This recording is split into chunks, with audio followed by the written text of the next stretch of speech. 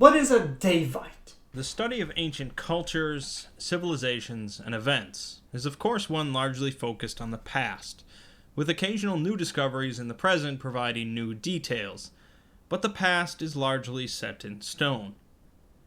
The history of the Daybites, however, within the SCP universe, is one that has a very curious connection to time, existing in the past, of course, but ever creeping into the present.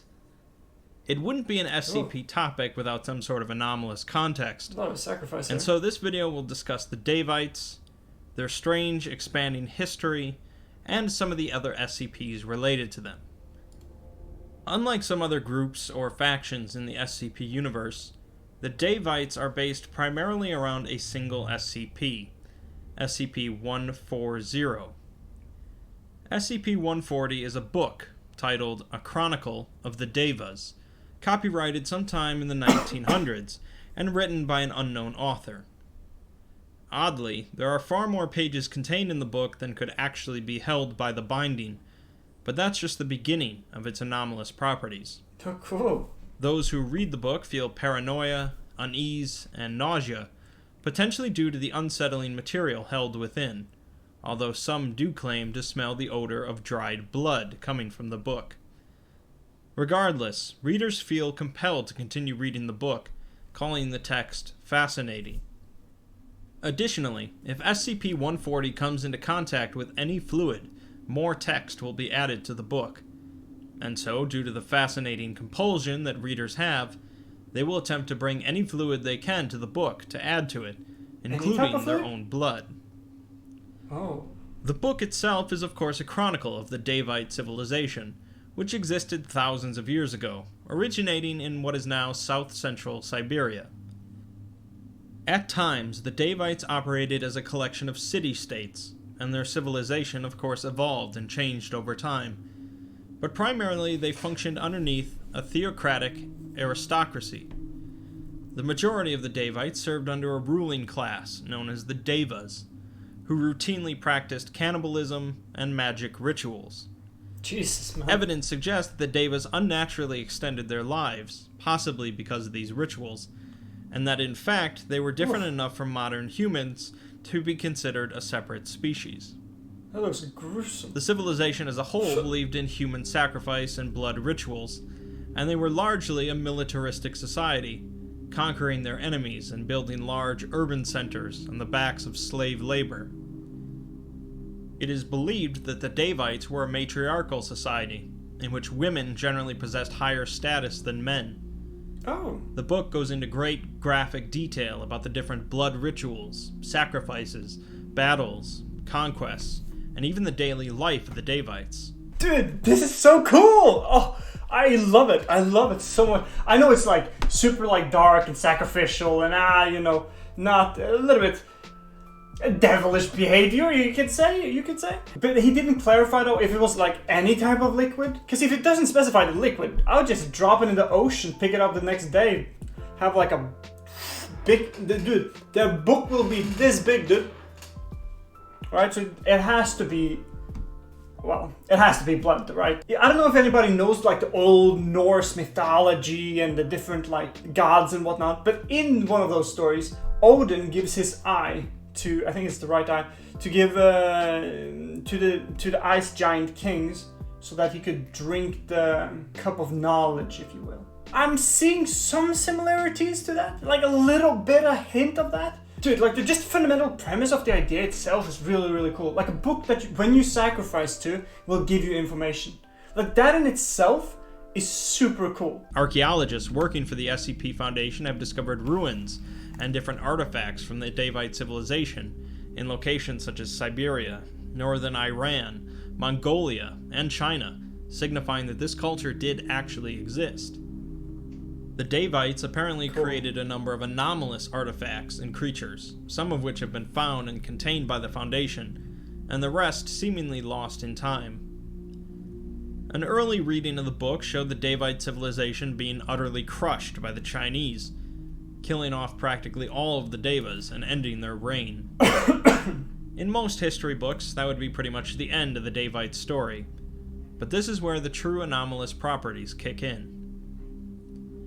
As mentioned, fluids that come into contact with the book add to its contents, but not just adding details to existing material. It also changes and adds to their history. Their defeat at the hands of the Chinese was changed to a mere setback, along with other defeats, and new individuals and events are continually added. By itself, this would be merely interesting, but the fact that Foundation archaeologists discovered new artifacts and materials that match this new history means the world's timeline is actually being rewritten along with it. Right now, the Daevite timeline ends hundreds of years ago, and modern history seems to be unaffected by these timeline changes. But if SCP-140 keeps getting added to, it could result in a complete restructuring of the modern world. Fortunately, SCP-140 is locked up tight by the Foundation, but unfortunately, a number of identical copies are out in the world, each capable of adding to the Daevite history. So far, the Foundation have found and destroyed dozens of copies, but at this point, 2 expansion events have occurred while SCP-140 was contained in its vault. SCP-140 represents a massive danger to the current structure of the modern world, and recovery of the other copies is a top priority. The Daybites are mentioned in a number of other SCPs contained by the Foundation, and that number is only likely to grow as time goes on, but I'll take the time to just discuss a certain few. There are several SCPs that refer to the Deva's rituals, specifically in connection with botany. SCP-392 is a plant species created by the Daybites in 800 BCE, resembling a peach tree, but instead of growing fruit, it grows human heads. These heads are all physically identical, believed to be the head of a male sex slave who served a Deva, but the heads lack eyelids and contain an SCP-392 seed in their skull cavity. These heads respond to certain physical stimuli, such as their eyes following a moving hand, and seem to respond more actively to females than males. When removed from the tree, either manually or when they fall off, the heads cease activity and begin to decompose, with the decomposing head serving as fertilizer for the seed, if possible. SCP-3140 are massive tree-like entities, believed to have been used for warfare by the Daybites around 11,000 BCE, although the leading theory is that they were originally created by SCP-1000, sometime prior to that, and simply modified by the Daybites. SCP-3140 stands about 12 meters tall, although it's possible ancient members of the species stood much taller, and seem to be formed from a mixture of the Tibetan cypress and the Japanese cherry, with wooden legs possessing full articulation. SCP-3140 is covered in a large number of glyphs, tattoos, and Dayvite iconography, and also possess 3 large barrels attached to it, although it's believed that these barrels were a later modification, as they are not present on newly born members of the species. Anyone that places their left hand in a specific recess on SCP-3140 and speaks a command in Daevic can order the entity to follow certain directions. These commands include moving, stomping, stabbing with extendable bone spikes, and presumably firing some incendiary substance from the barrels, although the entity contained by the Foundation only billows smoke when given the fire command. A small trip to like the Wonders Library, right? Find a little bit of book about the Daybites, learn how to like right? And I could command the ant army, dude? Nah, stop. But it's also really cool to see how like Daybites are like infused into like the structure of the SCP world. I get why it's like its own thing then. And I thought I've heard about it, but I guess it wasn't the Daybites. What we were like more familiar with was like Sarkicism, right? I think when I think about what we have seen, I don't know if it was Daybites or not. But I think it was more Sarkic. But although I don't know what really is the difference between Sarkicism and Daybites, really? And can you believe that, dude, how genius isn't it to make a book that actually rewrites history? Just imagine, you were able to modify the book. Like you figure out how it works. Maybe Wanderer's Library kind of stuff. You learn how to speak Daybites. I don't know what the language was called. But if you learn to speak that language, could you like alter the text? Or is it like pre-written and the blood just like shows what is already made, if you will? Or perhaps it's like some old god entity stringing the book together, so to speak. SCP-3399 is a species of trees activated by the blood of an individual that will grow leaves that display images resembling memories carried by the individual. Seeds grown from these trees will begin to show images on their leaves of potential future events, usually partners whom the individual could conceive a child with. Future trees grown from the seeds will continue to show future events related to the potential offspring, and the trees grown will also reflect any genetic disorders carried by the individual that would be passed on to offspring. Oh, it's believed these trees were utilized by Daevite royalty to help craft the best bloodlines. Oh. There are also references that connect both the early ancestors of the Church of the Broken God and the Sarkic cults to the Daevite civilization. Oh, here we go. It's believed that Sarkicism originated from Daevite slaves that overthrew their rule, eventually going to war with the Daevites.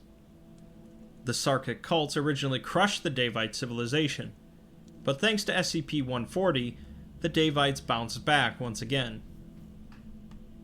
The Mechanites, likely one of a large number of smaller cults amidst the Daevites, broke away from the Daevites and were at best temporary allies against the Sarkists, and most likely indifferent towards the Daevites. The Daevites seem to have clashed with a number of kingdoms and religious organizations, and as time keeps getting rewritten, so does the number of their conflicts grow. The Daevite civilization is one intertwined with blood rituals, human sacrifices, slavery, and the anomalous, but those concepts would be considered mostly standard fare for an ancient civilization in the SCP universe. Fair. SCP-140 is really the most perplexing element in their history, as it's believed by some that the Daevite civilization didn't even exist in our timeline until that book's publication. One of the most commonly accepted theories is that the Daevite kingdom existed in an alternate dimension, and some process resulted in them intermingling into ours. Whether the process responsible for this is one of the Daevites' rituals, or some other third party, is up in the air, but the damage is already done, and will likely only continue to grow worse. Additionally, it's also debatable if the Mechanites and Sarkics would have existed without the presence of the Daevites, or if SCP-140 is also responsible for their creation as well. It's generally accepted that the past stays in the past, but when it comes to the Daybites, the past keeps creeping up. So maybe SCP-140 is like is actually what created Sarkicism. Like a super historian sat down and made this continually altering into a story that made themselves. That is so cool. Hope you enjoyed this little video, and for our next video, I think we're gonna watch SCP-1936, unless somebody in chat has like some pre-information about it that makes me change what we're reacting to. But yes, thank you.